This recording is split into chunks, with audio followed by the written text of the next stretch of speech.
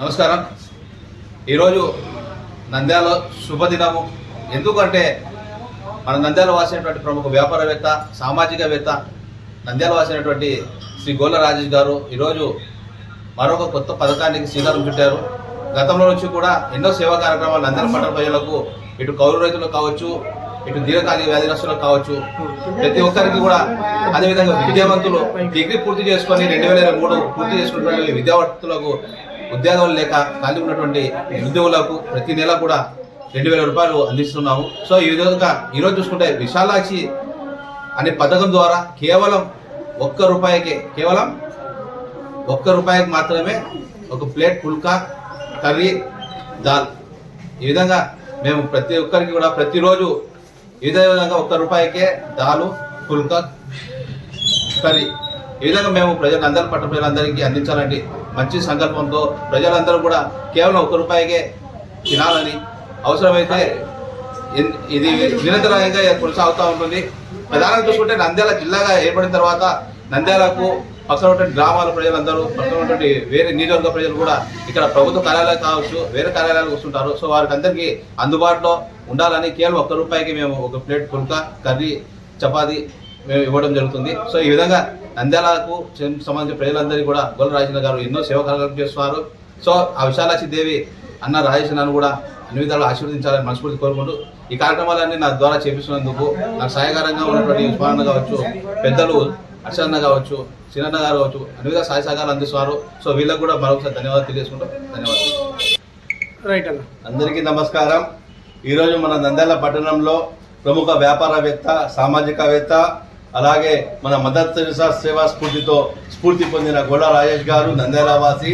ఆయన నంద్యాల వాసులకు ఏదో ఒక సేవా కార్యక్రమం చేయాలనే ఉద్దేశంతో ఈరోజు విశాలాక్షి అనే పేరు మీద ₹1 ఒక ప్లేట్ అంటే 2 చపాతీలు, కర్రీ, పప్పు అందిస్తున్నాడు. ఈరోజు ఈ పథకాన్ని ప్రారంభించినాము. ప్రతిరోజు మధ్యాహ్నం పూట ఇక్కడే అందుబాటులో ఉంటుంది. పేద ప్రజలు ఈ అవకాశాన్ని సద్వినియోగం చేసుకోవాలి. అలాగే గోళ్ళ రాజేష్ గారు పలు సేవా పథకాలు చేశారు. మొన్ననే మోంతా తుఫాను వల్ల దెబ్బతిన్న కౌలు రైతులకు ఒక్కొక్కరి 3,000 చొప్పున దాదాపు 150 మందికి ₹4.5 లక్షల అందజేశారు. అలాగే దీర్ఘకాలిక వ్యాధిగ్రస్తులకు, వాళ్ళు పేద ప్రజలు డబ్బులు బంధువులు పొందాలంటే వాళ్ళ దగ్గర డబ్బులు ఉండవనే ఉద్దేశంతో ప్రతి ఒక్కరికి ₹2,000 చొప్పున దాదాపు ఒక మొదటి విడతలో 50 మందికి, రెండో విడతలో 70 మందికి, దాదాపు 120 మందికి ₹4.5 లక్షల కూడా ఆయన అందజేశారు. అలాగే నిరుద్యోగ వికాస వృత్తి అని 2022 సంవత్సరంలో ఎవరైతే చదువుకొని నిరుద్యోగంగా ఉంటారో, దాదాపు 3 సంవత్సరాల పాటు ఉంటారో వారికి నిరుద్యోగ వికాస వృత్తి పేరు మీద ₹2,000 ఇచ్చారు. ఎందుకంటే ఏదైనా మంచి పుస్తకాలు కొనుక్కొని వాళ్ళు నిరుద్యోగులుగా ఉన్న వాళ్ళు ఉద్యోగ అవకాశాలు సంపాదించుకోవాలనే ఉద్దేశంతో తన వంతుగా ₹2,000 దాదాపు 50 మంది నుంచి 100 మంది వరకు ముందనే మేమే పంపిణీ చేశాము.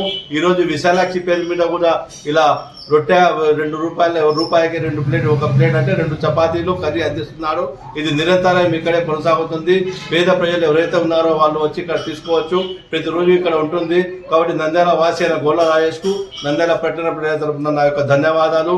అలాగే ఇక్కడ మన సమన్వయకర్త నూర్ బాషా కూడా తన సమయాన్ని కేటాయిస్తూ ఇవన్నీ కార్యక్రమాలు చేయాలంటే మామూలు దృశ్యం కాదు.